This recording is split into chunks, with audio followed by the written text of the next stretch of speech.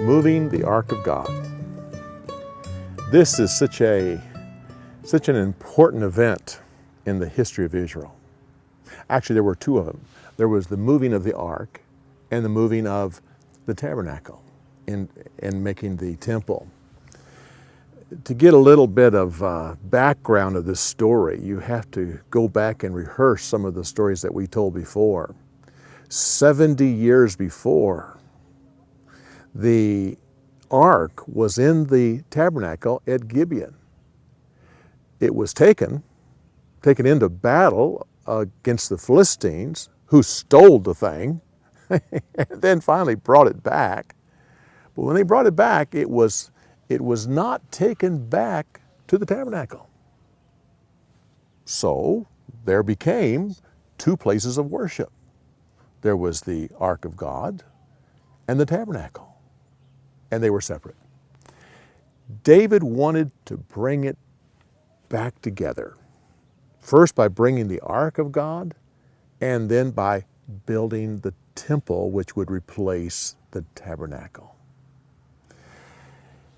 He wanted to do this even though combining the place of government, the center of government, and the center of worship had never been done before. Not in Israel. It had always been at two locations. David wanted Jerusalem to be the center of his government and the center of worship to God. Well, of course, the story goes on that one of David's men was killed when he touched the Ark of God, and I trust you are familiar with the fact that David was just moving the ark wrong. He was literally following the Philistine method. They had put the ark on a new cart and moved it, and that's what he was doing. And we know from the law of Moses that they were to run poles through the sides of the ark, and it was to be lifted up and carried by the Levites.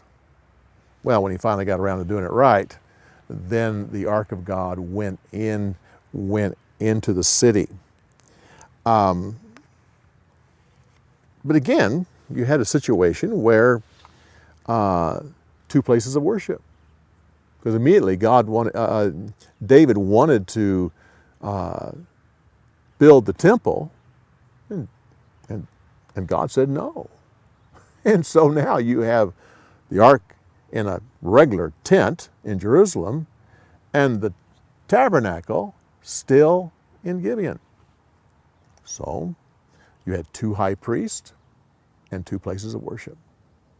Now, I think David took advantage of the fact that the Ark of God was not in the tabernacle, because we read over and over again where he took the Ark of God into battle. Couldn't have done that if it was properly placed in the tabernacle. And of course, once it was in the temple of God, it was never to be taken out again. Well, I trust you will, after you watch the next film, that you'll come back here, visit with me some more, and let me give you a few insights about the story. We'll see you next time.